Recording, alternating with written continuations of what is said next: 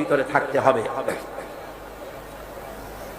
আমার বন্ধুগণ, কোরআনে কারীমের ছোট্ট সূরা সূরা ওয়াল আসরের ভিতর থেকে যে কথাগুলি বিগত 4 দিন আর আজকে বলা হলো, জীবন আমাদের ব্যর্থ, জীবন আমাদের ক্ষতিগ্রস্ত।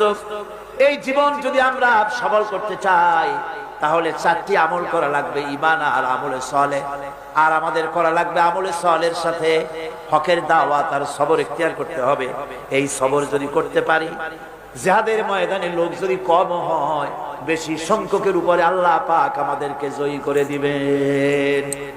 ইয়াকুম মিনকুম 20 সাবিরুনা ইয়াগলিবু মিআতাইন।